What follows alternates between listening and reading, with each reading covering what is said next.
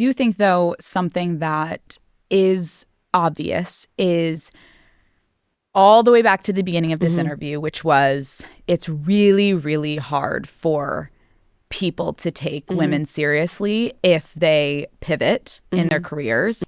You made the pivot from being a Spice Girl, this pop star, to creating your own brand. Can you talk to me a little bit about the criticism that you had to face early on in your fashion career? Well, I think the fashion industry turned their nose up to the Spice Girls. And it's crazy because they turned their nose up at that. And because I didn't have a traditional fashion training.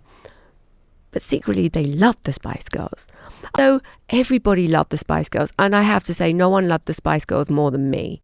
But, people had preconceptions because of that, because I didn't have a traditional fashion training. People had preconceptions because I'd been in the Spice Girls, and I was so aware of that. So I had to silence the noise, keep my head down, work hard, and ultimately it was about the product. And so it really was focusing on the product that gave me that credibility. And then the minute you want to be taken seriously in another industry, everyone's like, no, sweetie, you're a pop star. Like, please don't do that.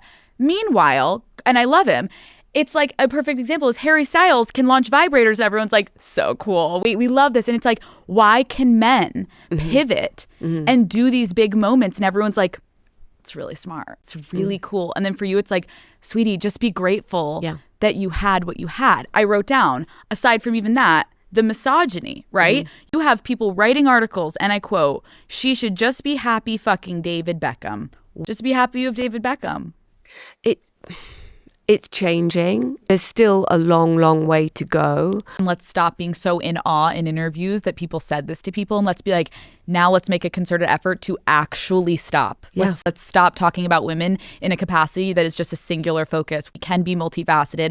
We can do multiple things, and we can celebrate women. And the more other women uplift other women, more opportunities go all around.